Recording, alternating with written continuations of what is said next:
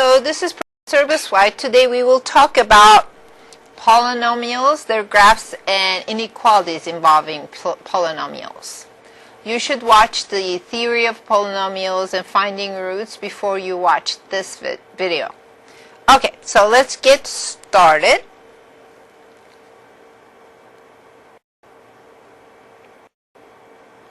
I will cover a couple of things. We'll start with the intermediate value theorem because that theorem is important in understanding things. And it will pop up in a lot of applications, including calculus.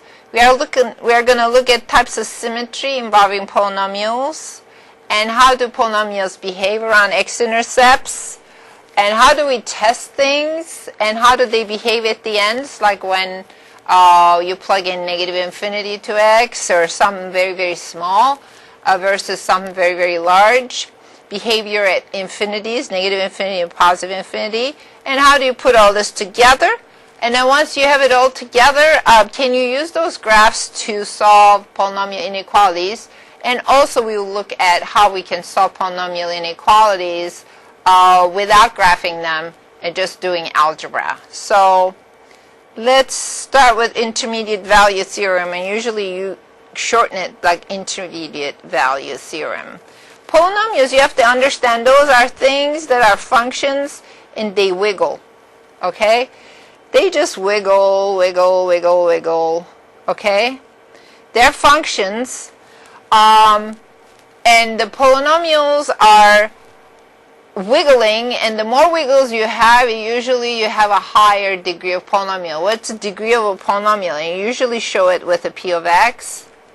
This is a third degree polynomial, and you usually put third degree polynomial. This is a fourth degree polynomial. It doesn't matter what's in front of it. It doesn't matter afterwards. And usually you order them from the largest exponent to the smallest exponent. So polynomial degree 4, polynomial degree 3, the polynomial degree 5. And for example, the polynomial degree 5 will probably have more wiggles than polynomial degree 3. Not always, but a lot of times. So in a rule of thumb, you have something that really, really wiggles, and you are having a higher degree polynomial. Okay, so what does the intermediate value theorem say? So let's say I'm looking at an A and a B. So I'll just tell you in the lamest term, f of A, and A and B are different. And polynomials are continuous. In other words, there are no breaks. They don't jump around. So this is how it works. Intermediate value theorem says, if you have this situation and you have something in the middle,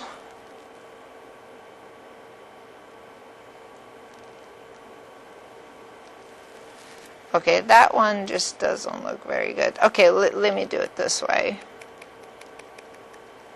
Let me take it where it's just monotonous so that I explain this.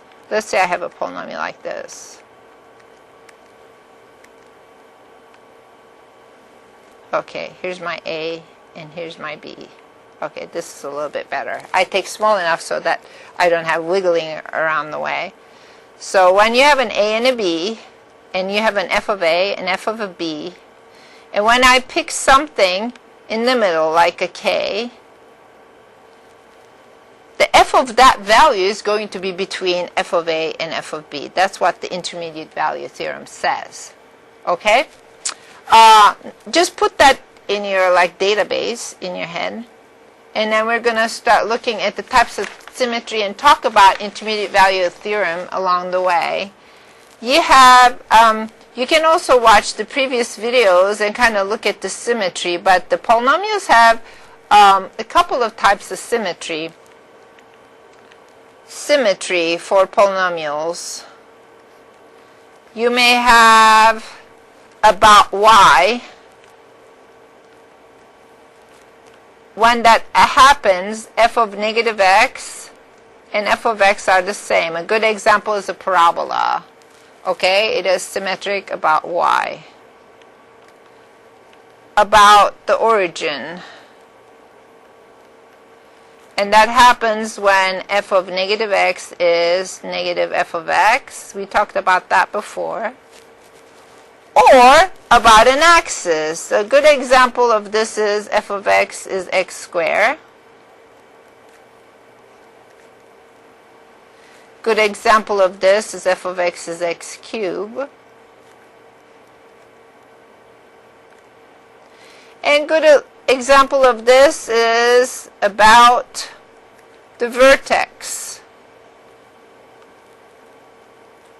Let's say I have something like this, f of x equals x minus 2 squared plus 3. So the vertex is at 2, 3, and it does this. So it means it's symmetric along 2, 3. Does that make sense? So you have those kind of symmetries when we're talking about polynomials. Let's talk about X-intercepts. What is an X-intercept for a polynomial?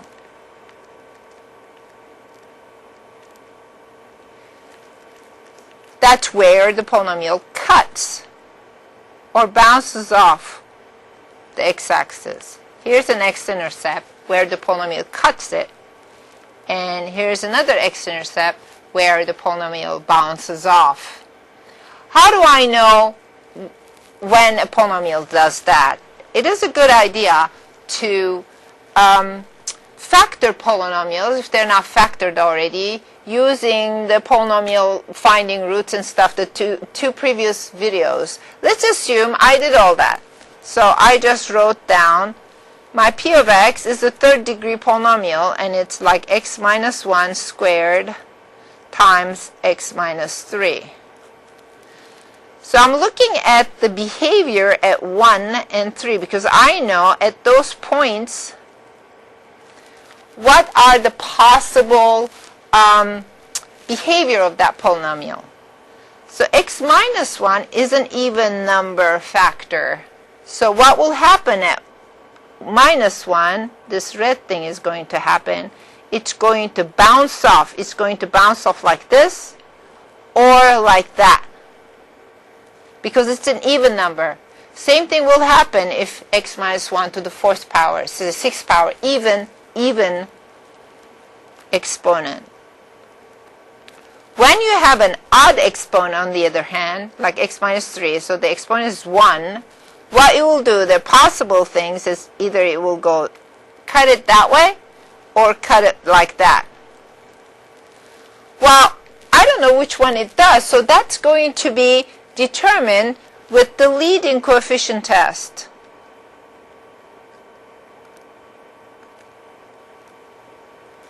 And this is how you do it. You look at the leading coefficient only. So let's look at this again. P of x, x minus 1 squared, x minus 3. If you were to open up all this and then write down this polynomial, you're going to have an x cubed and an x squared and an x and all that. So those are all irrelevant. The only thing you look at is the leading coefficient. What is the leading coefficient? When you square this thing, you're going to get x squared. And when you multiply by x, you're going to get an x cubed. So the leading coefficient is 1. So what's happening with this? So in other words, when x goes to approaches to negative infinity, you're going to cube that thing. So my polynomial is going to approach cube of negative infinity. So a very, very small number, a negative number, cubed. So you're going to still get a negative infinity in there. Does that make sense? In other words, this polynomial is going to come from somewhere here.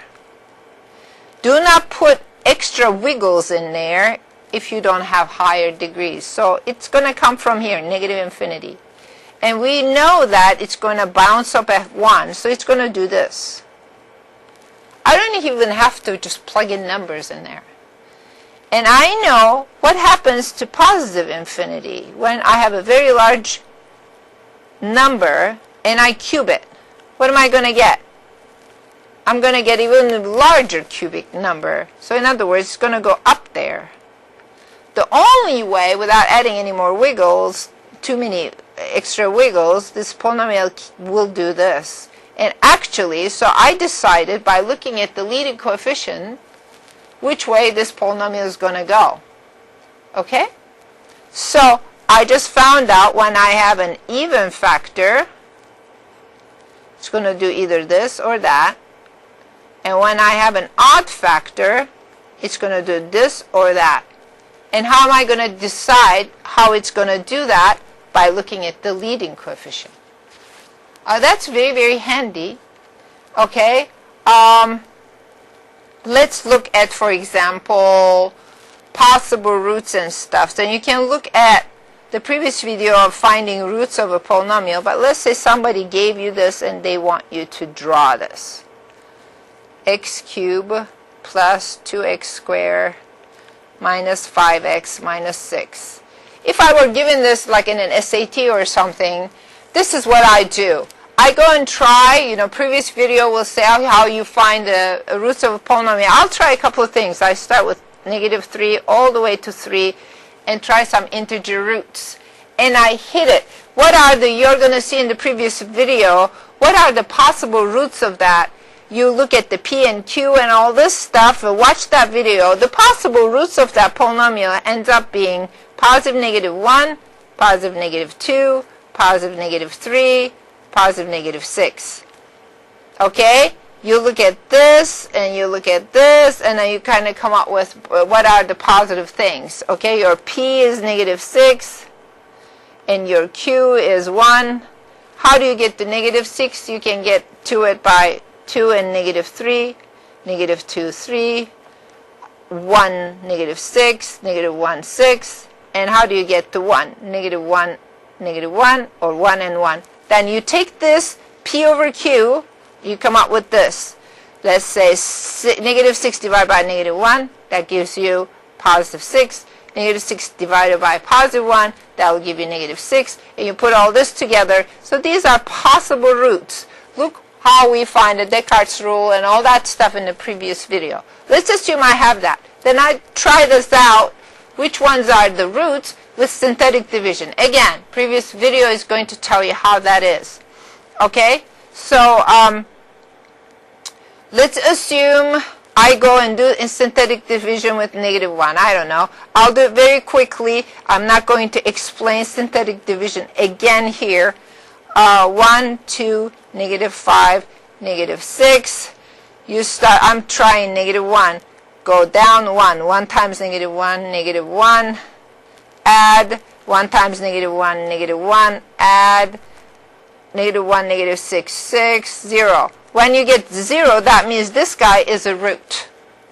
Okay, so how do I get from that root? So these are the polynomials I end up with. X squared plus x minus 6. And I can actually factor that, watch factoring video, to find out how this factors out. So x minus 1 is a thing, and this one is going to give me 2 and -2 and 3. So when you put this two together, that P of x turns out to be x plus 1 times x minus 2 and x plus 3. I use the product sum to factor this out. Now that I factored this out, I know how this works. So this polynomial is going to go through -3, -1, and 2. But I don't know which way it's going to go, and now how am I going to find out? I'm going to look at the behavior at the infinities. When x goes to -infinity, what is the leading coefficient? X times x times x, that's 1. That's positive. So that means I'm going to cube -infinity. That means I'm going to get a -infinity. So my polynomial is going to come from here. How about when x goes to positive infinity? Where will my f of x go? You're taking positive infinity, cube it, so it's going to go up. And these are all, 1, 1, 1. In other words, it's not doubling, so it's not bouncing off. It's bouncing off. It's going to go through it. So it's going to go through 3, negative 3. And it has to come back. Least amount of wiggles. Do not add a bunch of wiggles along the way. And the only way it can do it, I don't know how low this goes because I need to plug in some numbers to see it, but I can actually see how that polynomial behaves by looking at the zeros of the polynomial and looking at the behaviors at the infinity. I can draw the polynomial. It's pretty neat.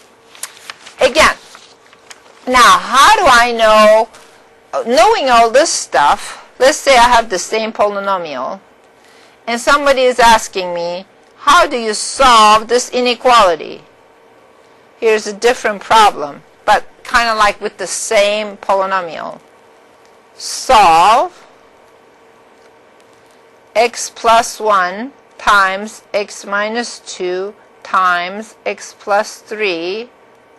When is it less than 0? Okay, that's an inequality, and this method works when you have everything on the left with the x's and now you have 0 on the right, because this tells me where is it negative. Well, if I drew this polynomial to start with, I just look at the graph. I don't have to do anything more. Let's look at the graph. Where is it negative?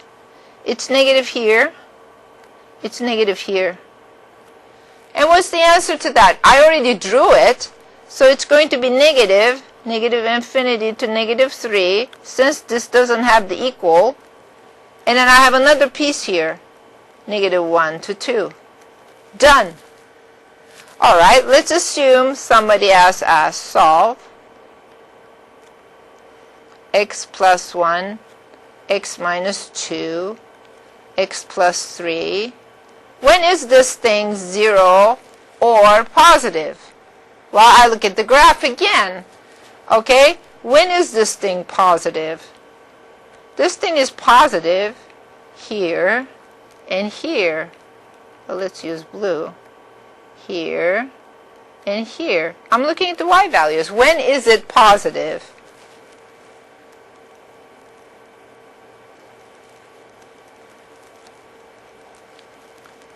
So when is it negative means below x-axis. When it's positive means above x-axis. Okay, well, how do I do that? I look at where is it positive, negative 3 to negative 1, and then 2 to infinity.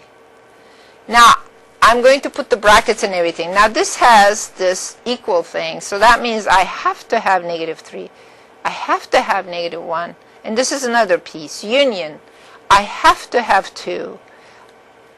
Can I put a bracket in infinity? Never. You never put a bracket in infinity. And guess what I did? I just solved an inequality. But do I need to draw this entire graph to find out how an inequality works? No. You can do the test method. I'll just show you an example. Let's do this. P of x, that's, let's say, x plus 1 times x minus 4, x minus 5. So I know how that works, but I don't want to draw it. Okay? So I don't want to draw it. I want to do it the test number method. So how do I do that? I just draw my number line and find the zeros of that polynomial. You just cannot get away from that. What are the zeros? X equals negative 1, x equals 4, x equals 5. Then I put that on my number line. So let's take this out. So let's put that on my number line. Here's my 0.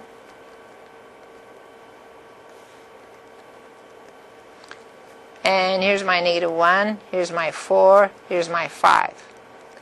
And I didn't draw the thing. I didn't look at the infinity behaviors or anything. So what I do, I have how many regions? So I have this region. I have -1 to 4 region, 4 to 5 region, and 5 and up region. So you kind of look at this. What is going on? When you have, let's take this one out, to the left of -1, so what's happening there? To see how that works, I just plug in a test number. I don't know, -3. So what happens when I put -3, when I put -3 in here? This is going to be a negative, negative, negative. You're going to multiply 3 negatives. What's that mean? You're going to get a negative number. So here I'm going to have a negative answer. How about between -1 and 4? So let's pick 0. Let's test that. Just put that 0 in there. You're going to have a positive, negative, negative. So 2 negatives, 1 positive. So what does that mean? You're going to have this. All right? Between 4 and 5, what's going to happen there? So pick 4.5. What's going to happen? When you put 4.5, you'll get a positive here. You're going to get a positive here. And you're going to get a negative here. So that means you're going to end up with a negative answer here. Okay, bigger than 5. Just pick like 6 or something and put that in here. It doesn't matter what the value is. What's important is that, is it negative or positive? Put that in here. What are you going to get? You're going to get a positive here, and a positive here. 3 positives. So that means you're going to end up with a positive. So this polynomial is negative here, positive here, negative here, and positive here. What were they asking me? They're asking me, let's say, solve. Where is it positive? Okay, well, where is it positive? Answer. I look at it. I did my test number thing, and then it's positive, -1 to 4, and 5 and up. But then you decide, brackets or not, yeah, -1, because this one has the equal, 4, yeah, 5, yeah, and infinity never takes bracket, and I actually solved it. So, you can solve inequalities for polynomials using graphing or the test number method.